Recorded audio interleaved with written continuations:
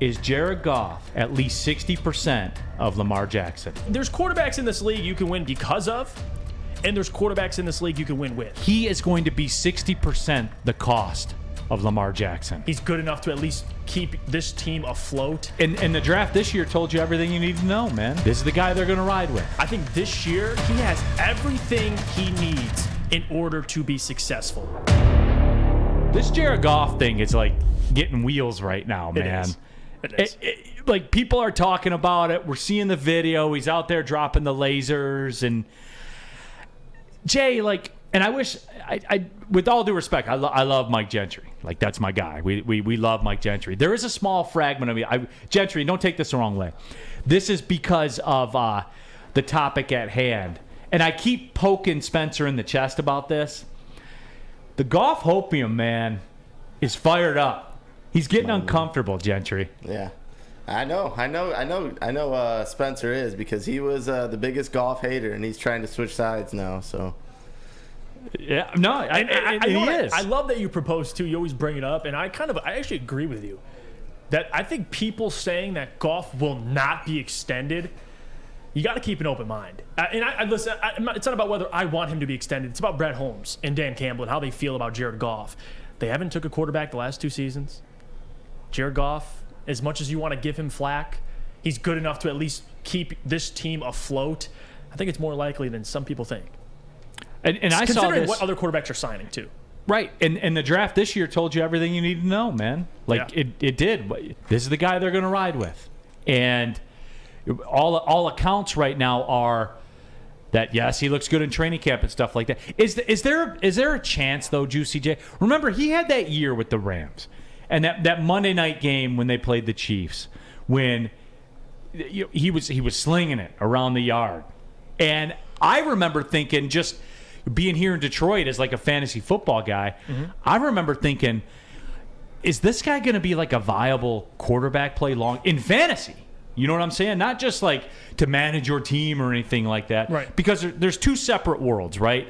Fans live in like the quarterback game management world and then their fantasy team world. And I remember he entered the discussion, at least in my mind, like as far as the fantasy thing went. He had it popping like that. There's no chance, right? He can't get back to that, can he? He's only 20. What's he, 28? Yeah, and to simply say a quarterback cannot grow at 28 years old is just, you can't say that. What I have seen out of Jared, and what I will say, last year compared to this year, He's 27, actually. 27 years old. Quarterbacks can play. They get better into their 30s. I'm not, listen, this isn't projecting Jared Goff, but what I will say is, compared to last year, he walked into a situation with no talent. Anthony Lynn is his OC for half the season. You saw how he finished with Ben Johnson as his OC, played significantly better. I think this year he has everything he needs in order to be successful, especially individually. He has one of the best O-lines, a good enough wide receiver core. You could argue the best in the NFC North. I'd probably give it to the Vikings, but second, one of the best tight ends in the league, a good backfield, not to mention a creative offensive coordinator who helped him find success last season. So he has everything, Neil. I mean, if this is the year to see Jared Goff and to see what he can be, it's this year. No doubt about it. And for me, it's one of those things where, again, I've arrived at that, and it makes Spencer uncomfortable, makes a lot of you uncomfortable.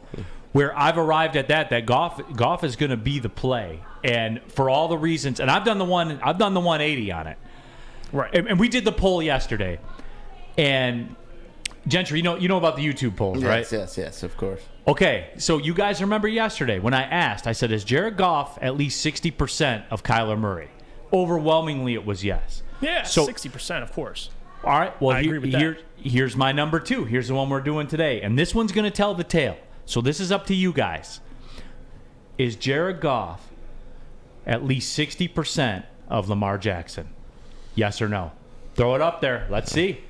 Is Jared Goff at least 60% of Lamar Jackson, who will be a free agent after this year, who will get $50 million per MVP. season Yeah, he will. from somebody?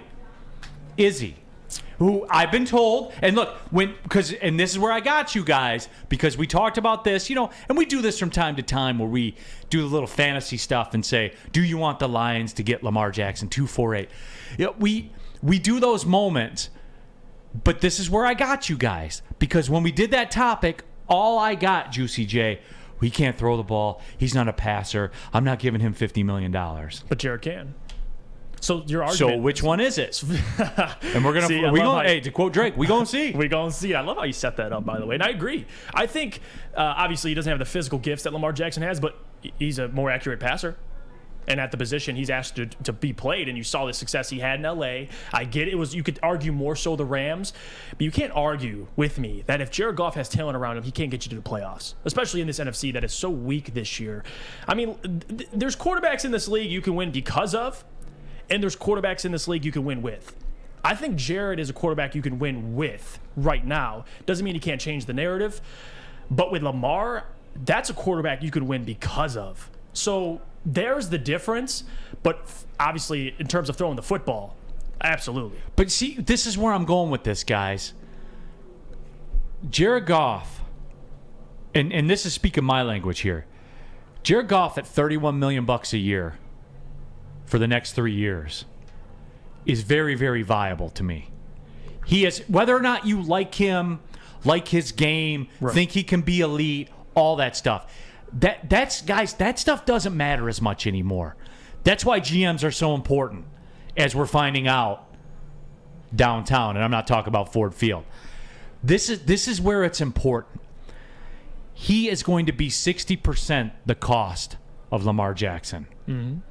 So and look, we got the poll up there right now.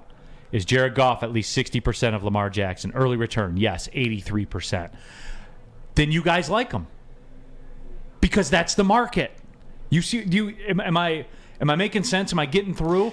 You have a value with Jared Goff. Mm-hmm. You have a discount to market in your quarterback versus what everybody else has to pay for theirs. And it's a big gap because it's a quarterback in the NFL. And this 40% gap that you have in valuation equates to, man, it's $20 million. Right. Which is 10% of your cap. So the Lions, by theory, if you use Goff, and look, I get it. Some of you don't like him, and Spencer Raxter, I know you're out there. I know you're not a fan. Am I a fan of Goff, like lighting the scoreboard up, getting in a duel? That's two different things. No, I'm not a fan of that. Am I a fan of Goff extending my team salary cap by $20 million? Keeping them relevant? Of course. Of course. Did I present my case, Juicy? You did, and you nailed it. I think Sid also said something great in the chat. If Goff plays well, what's the point of getting rid of him to hope for someone better as a rookie quarterback? And now, if they're a top 5 team and you're able to get a really good quarterback, then of course. But why take a chance on, even like last year, Malik Willis? If you know I'd rather have Jared Goff right now because he puts your team in relevancy. You can win games because the Lions and what they're building, they have a good enough team.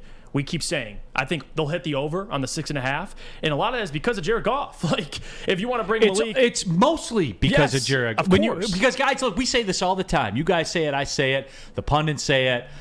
Gentry says it. Fish even says it. But it's about the Canadian Football League. The principle still holds. It's mostly the quarterback. You got to have a quarterback to have a shot. And now, Jared Goff, there's been some moments, and Adam said something in the chat. Jared Goff is 0% of Lamar Jackson. That makes no sense. He's Jared Goff. He's more like Ryan Tannehill, Jimmy G, Kirk Cousins. Now, if you're talking comparisons, of course, I agree with Adam, but you're not talking about comparing him to Lamar. I'm talking about production. Output. Yeah, output, exactly. Production. 60%. Does he have 60% of the production of Lamar Jackson? I mean, the last season or two, you'd probably be correct on that. I think the MVP season, obviously, had a tremendous season, but as time goes on, Lamar needs to prove he can beat you in the pocket.